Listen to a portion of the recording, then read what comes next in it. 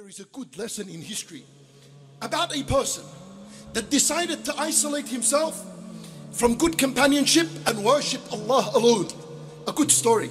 And there is a reference to him in the Quran. Let's see what happened to him and why he fell in his problem. Allah Azza wa Jalla at the end of Surah Al-Hashr, He says, كَمَثَلِ الشَّيْطَانِ إِذْ قَالَ لِلْإِنسَانِ اكْفُرْ فَلَمَّا كَفَرْ قَالَ إِنِّي بَرِيءٌ مِّنْكَ إِنِّي أَخَافُ اللَّهَ رَبَّ الْعَالَمِينَ. Allah Azza wa Jalla gives us a story about a shaitan who said to al-insan, the one human being, ukfur, disbelieve. Like, then what happened?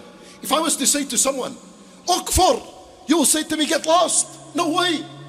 But what happened to this person? فَلَمَّا كَفَرْ, he disbelieved. How did he disbelieve? Who was this person? Al-Qurtubi rahimahullah, he mentions the story in his tafsir, and he says that this one person that disbelieved was Barsisa al-Abid. Barsisa al-Abid. My brothers in Islam, who is Barsisa?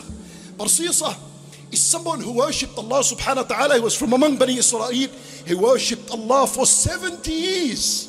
70 years. And he did not disobey Allah even a blink of an eye. 70 years in worship.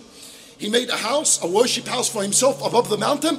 He isolated everyone. He believed that he can reach Allah alone. He went and he began to worship Allah by himself. 10 days fasting, he comes out for a break. 10 days he prays in his house, then he comes out, takes some fresh air and goes back in, like this.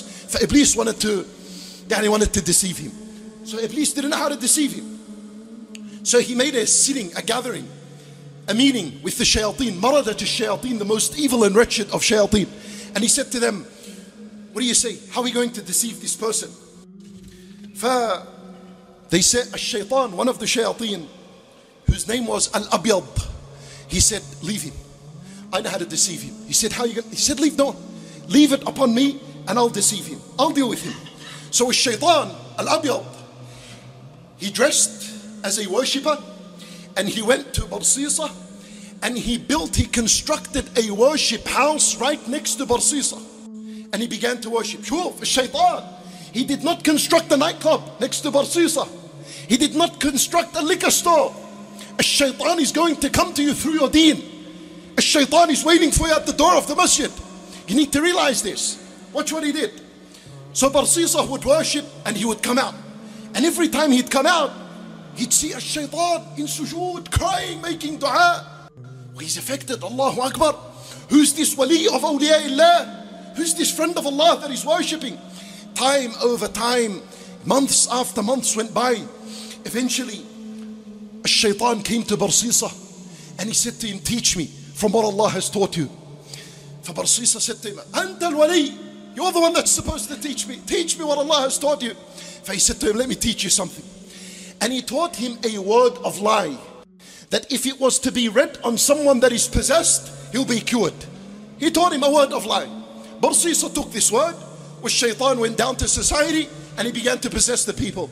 Someone is, Allah send him to Sheikh Barsisa. He's got the name, he's got the cure, he's got the solution. They take him to Barsisa. Barsisa would read this word of lie, which shaitan would come out. One person after another, until shaitan realized that Barsisa is in his hand right now. So shaitan went to Iblis and he said to him, قَدْ أَهْلَكْتُ الرَّجُلِ, I have destroyed this man. Khalas. Iblis said, how? But he's still praying, he's still fasting.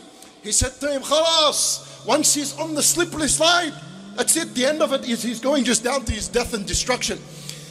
Until the shaitan, he went and he possessed the most beautiful woman in society. Well, where are we going to send this woman? Take her to Sheikh Barsisa. He's got the word, he's got the solution. As Sheikh Barsisa came down, he read, nothing happened. Nothing happened. As shaitan, he said to him, Ya Barsisa, this woman is very bad and she's corrupt and sinful. This name is not going to work on her.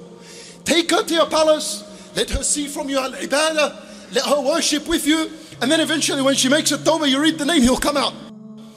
La a'udhu billah, how can I do this? Ya Barsisa, anta walaw, Sheikh Barsisa, you don't fall in the fitna. Anyway, he agreed, her parents agreed, they took her to his house and she remained there for a while. And from time to time, a shaitan would possess her and he would bring her into these modes of fits in where she would uncover herself. Barsisa would see that until time after time, he fell And he did, and he committed a zina with her. For then a shaitan came and he said to him, Ya Barsisa, she's pregnant from a zina, and the people are going to make a mockery and a shame out of you. And he said to him, go kill her. And then the people will say, Barsisa al-Abid, go back into your worship and in your prayer and in your fasting. Oh, khalas, neglect everyone, don't worry about them. So he did that, he killed her and he buried her. But shaitan said to Barsisa that if her family comes, say to them that, you know, she was possessed with shaitan, took her, Allahu Alam where she went. Shaitan went to her family and he said to her family that Barsisa committed zina with her. He killed her and he buried her in such and such place. So they went and followed and they saw where she was. And they came down and they all wanted to kill Barsisa for what he did. So they grabbed him and they choked him and they took him to the king's palace. And the verdict was ruled down, handed down, the death sentence on Barsisa. For now the entire village and community is around this man that worshipped Allah for 70 years. And they came and they wanted to kill him. Shaitan appeased in the form of a man before Barsisa. And he said to him, Ya Barsisa, no one can save you from this except me. Listen to me. He says to him, what is it? Give me the solution. People are going to kill me. He said to him, Usjud li ya Barsisa. Make sujood for me. Make sujood for me. I'll save you from all of this. He said to him, how? You told me zina and I committed zina. You told me to kill and I killed. Now make sujood for you. Usjud li ya Barsisa. Make sujood, I'll save you out of this. So Shaykh Barsisa fell into sajda for Iblis and the people killed him and he died upon shirk wa kufr wal iyadhu billah. Wallah Azza wa Jal, he mentioned in the Quran, فَكَانَ عَاقِبَتَهُمَا أَنَّهُمَا فِي النَّارِ خَالِدَيْنِ فِيهَا وَذَلِكَ جَزَاءُ الظَّالِمِينَ. Shaykh Barsisa, 70 years of worship. That's how his last day on earth was. That's how his last day on earth was. He died sajid li Iblis. He died upon kufr and shirk. And Allah Azza wa Jal said, فَكَانَ عَاقِبَتَهُمَا, both of them, الشيطان وبرصيصة, their punishment was أنهما في النار خالدين فيها وذلك جزاء الظالمين. What does it mean, my brothers? What does it mean that someone worships Allah for 70 years and he dies upon kufr? You know what destroyed Barsisa? Although the entire story was to tell you what destroyed him. You know what destroyed him? He thought he can reach Allah alone.